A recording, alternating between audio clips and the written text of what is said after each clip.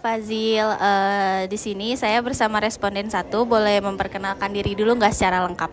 Boleh. Perkenalkan, nama saya Muhammad Fazil Ibo. Saya dari kelas 2C dengan NIM akhir 095.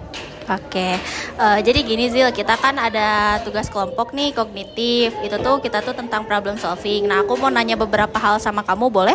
Boleh. Oke, yang pertama itu kemarin kan kita baru ngadepin UTS ya. Nah, gimana tuh nilainya, memuaskan nggak? Kalau dari nilai sendiri sih kurang memuaskan ya. Oke, kurang memuaskan katanya ya. Terus selama UTS kemarin, hambatan apa aja sih yang dirasain sama kamu? Kalau hambatan sih dari waktu juga, kan harus dibagi-bagi juga. Kebetulan agak sedikit susah di sini bagi-bagi waktunya, jadi ya, mungkin itu hambatan. Oke, berarti hambatannya dari segi waktu aja ya. Baik Fazil, ke pertanyaan berikutnya. Nah, kan tadi nilainya kurang memuaskan ya. Nah, cara kamu menghadapi hal tersebut bagaimana? Pengennya sih bagi waktu jauh lebih baik aja nanti. Baik, membagi waktu lebih baik. Ke pertanyaan berikutnya. Biar kejadian dinilai UTS gak keulang lagi di UAS, apa yang kamu lakuin, Zil? Kayak yang tadi saya bilang, pengen bagi waktu jauh lebih baik lagi, jadi lebih memfokuskan ke belajar daripada ke hal-hal yang lainnya. Nah, oke Zil nih. Pertanyaan selanjutnya buat kamu. Kalau misalnya sekarang lagi UAS nih. Terus diterapin gak sih apa yang kamu udah rencanain? Belum diterapin karena ternyata masih banyak hal-hal yang mengganggu aktivitas belajar. Oke. Pertanyaan selanjutnya, kalau ternyata nggak berhasil nih rencana kamu tadi, terus keulang lagi, kamu sikap kamu bakal kayak gimana? Pengen ngubah lagi rencananya sih, jadi lebih fokus ke belajar dan memang nggak fokus ke hal-hal yang lainnya. Gitu. Oke. Makasih Fazil. Sama-sama. Assalamualaikum warahmatullahi wabarakatuh. Kami dari kelompok 3 akan menjelaskan mengenai rancangan problem solving. Yang pertama itu ada definisi. Definisi dari problem solving dapat diidentifikasi sebagai proses di mana seseorang menghadapi masalah dan menggunakan kesadaran, pemikiran rasional, dan aktivitas untuk mengidentifikasi atau menemukan cara yang efektif dan adaptif dalam mengatasi masalah tersebut. Dalam mengatasi masalah dapat dijelaskan sebagai kesenjangan antara apa yang ada dan setiap hal yang menghambat tercapai tujuan dianggap sebagai masalah. Masalah dapat berupa hambatan fisik, ekonomi, ataupun sosial. Problem solving dapat melibatkan pemikiran, pembelajaran, pengingatan, serta pengambilan keputusan. Individu yang mampu menyelesaikan masalah secara efektif cenderung memiliki kemampuan problem solving yang lebih baik. Proses ini melibatkan usaha yang cukup keras untuk mencapai tujuan dan mengatasi kehambatan yang muncul. Kemudian akan dilanjutkan dengan karakteristik. Saya akan menjelaskan karakteristik problem solving.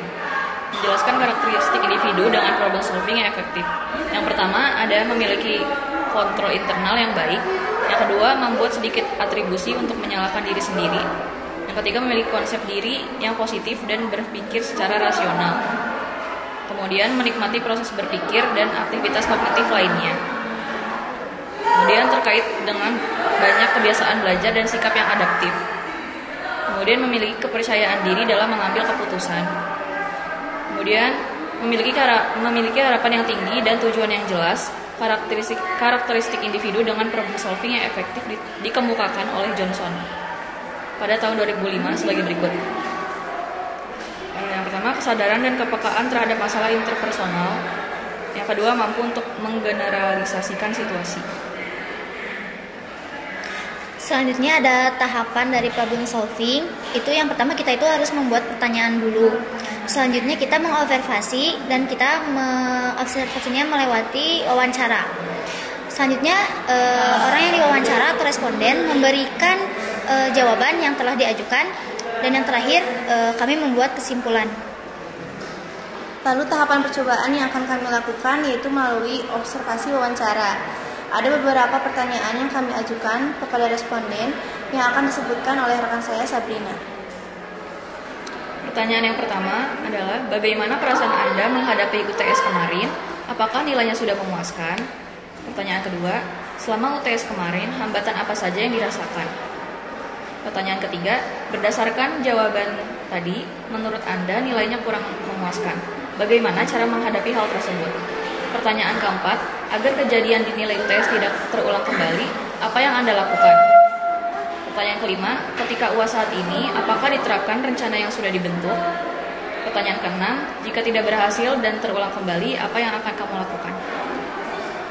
Sebelumnya, saya akan menjelaskan pengertian problem solving dari Jean Piaget, yaitu adalah sebagai suatu usaha yang cukup keras yang melibatkan suatu tujuan dan hambatan-hambatannya. Ada penjelasan dari responden bahwa ia gagal dalam menghadapi problem solvingnya mengenai perbaikan nilai UAS karena responden hanya merencanakan tapi tidak melakukannya karena ada permasalahan di dalam membagi waktu. Hal ini bisa dikaitkan dengan teori Jean Piaget, yaitu gaya menghindari masalah atau avoidance style.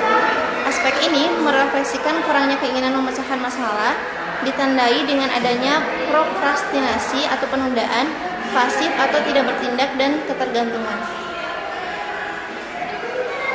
Sekian penjelasan tentang problem solving dari kelompok 3. Assalamualaikum warahmatullahi wabarakatuh.